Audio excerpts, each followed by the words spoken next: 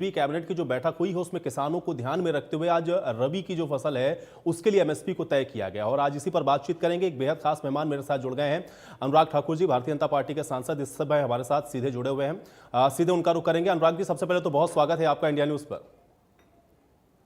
धन्यवाद, आपका बहुत बहुत आभार।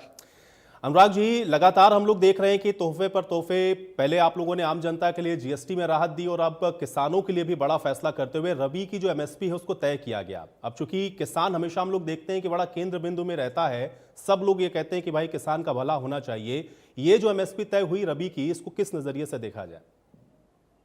देखिए, अगर आप पिछले 11 वर्षों का इतिहास उठाकर देखेंगे, नरेंद्र मोदी सरकार ने लगातार किसानों की आय यानी कि लागत प्लस 1.5 गुना मुनाफा ये सुनिश्चित किया है और एमएसपी को भी उसी तर्ज पे फिक्स किया जाता है। दोगुनी आमदन हमारे किसानों की हो, उस दिशा में हमारे कदम लगातार बढ़े हैं।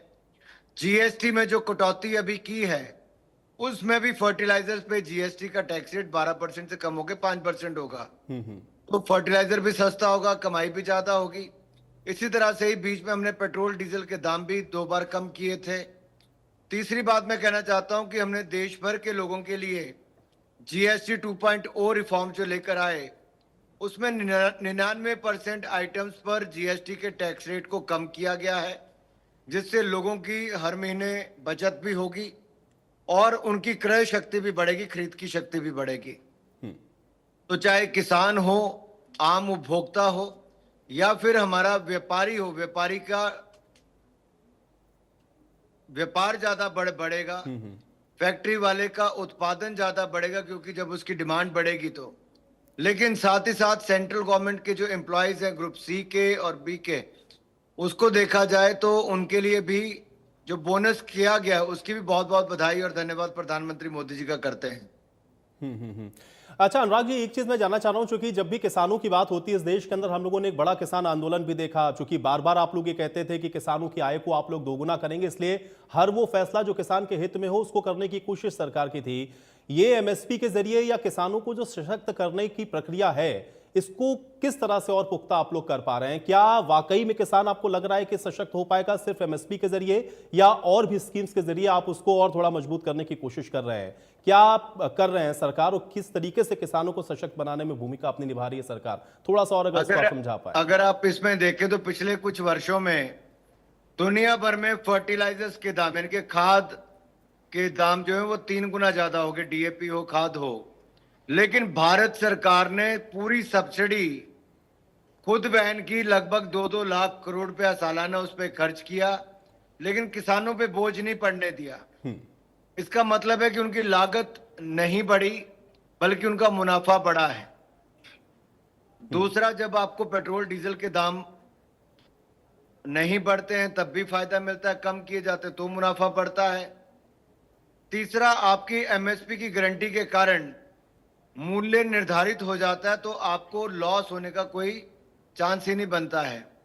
क्रॉप डाइवर्सिफिकेशन के ऊपर सरकार ने बहुत काम किया है ताकि कुछ क्षेत्रों में, पंजाब और हरियाणा में जो धान और मक्के की फसल ज्यादा होती है, धान और गेहूं की, तो उसके लिए उसमें भी डाइवर्सिफिकेशन की जाए ताकि अन्य क्रॉप्स को भी वो बल दें, तो उसमें भी दिशा में सरकार ने काम किया।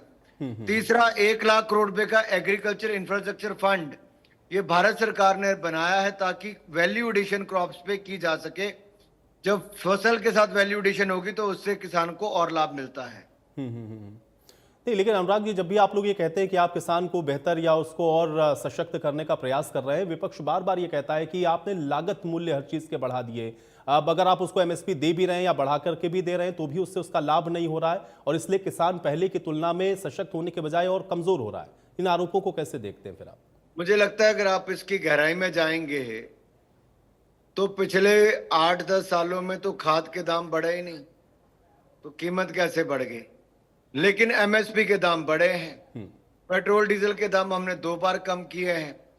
कांग्रेस ने तो स्वामीनाथन कमेटी की रिपोर्ट को लागू नहीं किया, 6 साल उसके ऊपर कोई काम नहीं किया। हमने आके उसको लागू भी किया और कॉस्ट प्लस 50% मिनिमम प्रॉफिट वो ऐड करने का काम हमने किया है। तो अगर आप सारी एमएसपी को देखोगे तो कांग्रेस और विपक्षी दलों ने ये भ्रम फैलाया कि हम लोग एमएसपी को बंद कर देंगे, लेकिन हमने कांग्रेस से कई गुना ज्यादा खरीद की। अगर आप पहले 10 सालों की तुलना करेंगे, 2004 से 14 तक कांग्रेस ने 5.5 लाख करोड़ रुपए की खरीद एमएसपी के अंतर्गत की, लेकिन मोदी सरकार ने 10 साल में 5.5 लाख करोड़ नहीं, 18.5 लाख करोड़ रुपए से ज्यादा की खरीद एमएसपी की है। ये तुलना ही अपने आप में दिखाती है कि मोदी सरकार ने किसानों को कई गुना ज्यादा पैसा दिया है और दाम भी बेहतर दिए हैं और खरीद भी दुगने से ज्यादा की है। चलिए, बहुत शुक्रिया अनुराग जी, आपने अपना कीमती वक्त निकाला, हमारे साथ जुड़े और इन तमाम विषयों पर आपने अपनी बात को हमारे साथ साझा किया। बहुत शुक्रिया। तो लगातार चूंकि चर्चा आज किसानों को